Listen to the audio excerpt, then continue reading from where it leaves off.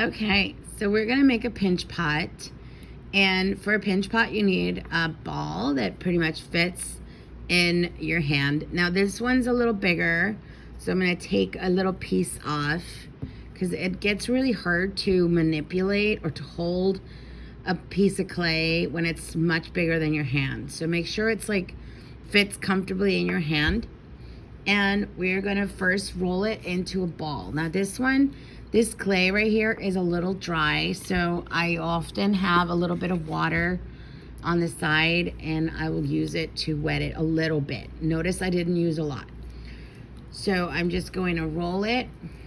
You can roll it on the table like this, or you can roll it between your two hands until it is a ball. And notice what I'm doing with my fingers. I'm getting rid of the crease, any lines that you see. Try to make it as nice and smooth a ball as you can. All right? Now the next step is you're gonna use your thumb to poke a hole into it. Not all the way through, just enough so there's a little hollowness here.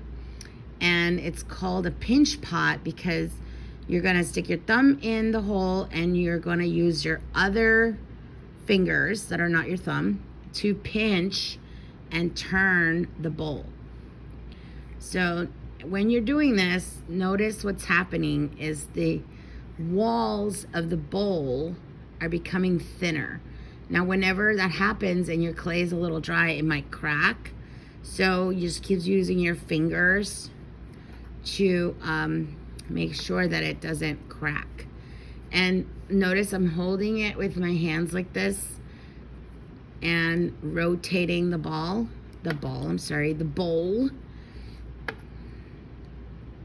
And anytime it cracks, I use some of the water to make sure it's nice and smooth.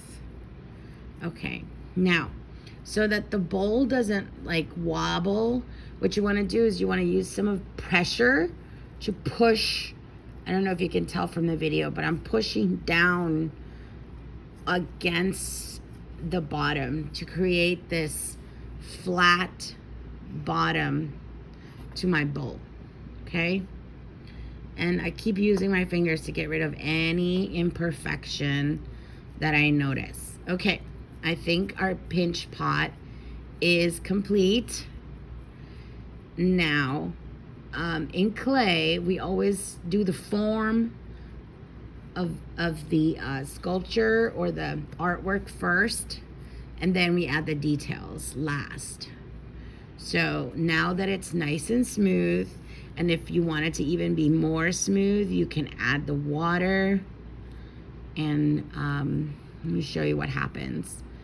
Like here, for example, you just run your fingers across it and get rid of any imperfection. All right, we're ready.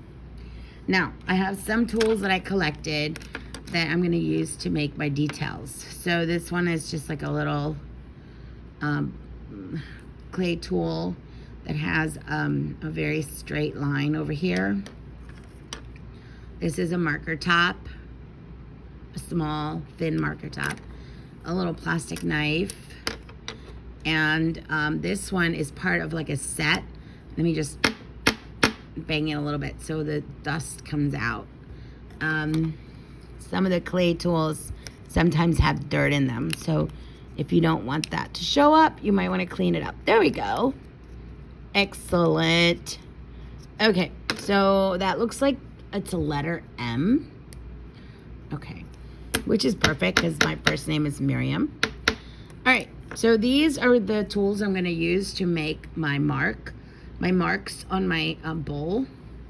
And I'm gonna start with maybe the M.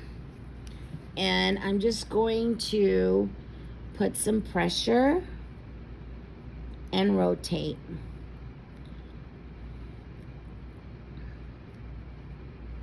If you have other letters, you might want to do words. That doesn't matter. Here we go. And rotate all the way around until you reach the beginning. And then you're gonna pick a different design. So now I'm gonna do the marker top, and I'm just gonna rotate it a little bit. Oops, it's not coming out. There, much better.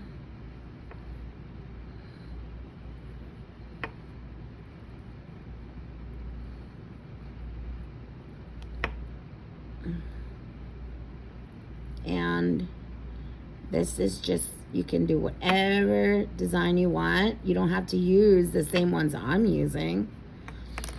Now I'm gonna use the little knife, and I'm gonna just make this little, let's see if you could tell, it's like a little indentation.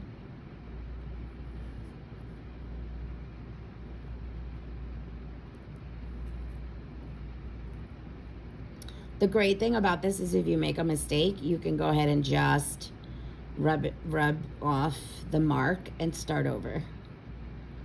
Okay. Now, some tools can make more than one mark. So this one, I can go ahead and do this mark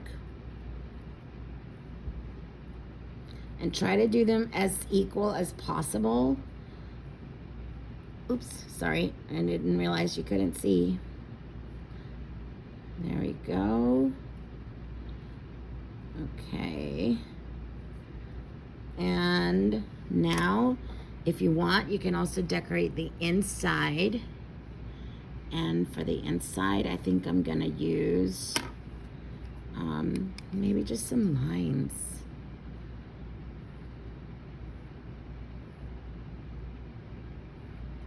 I hope you can see inside. There. And you can even put marks on the top.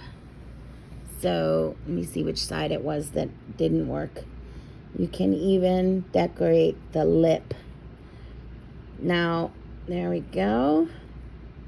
All right, now the bottom part I like to reserve for my initials. And so my name is Miriam Catellis.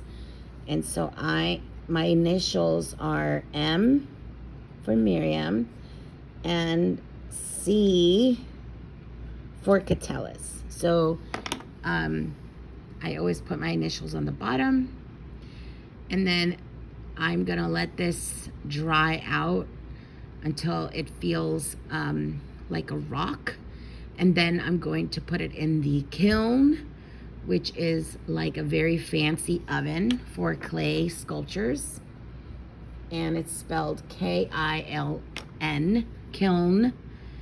I'm gonna put this one M in the center. There, oops, sorry for the movement. See, M. Okay, so it's ready. My pinch pot is ready. And once it's no longer, once the moisture is gone and it feels like a rock, I'm gonna stick it in the kiln, and it will be there for about 4.5 hours. And then it will be a different color, and I will use paint to glaze it, or it's called glaze, which is clay paint. It's called glaze. And then I'm going to use that kind of paint and stick it in the oven one more time, and it will come out looking amazing. So that's it. We're all going to be making a pinch pot, and I cannot wait to see yours. Have fun.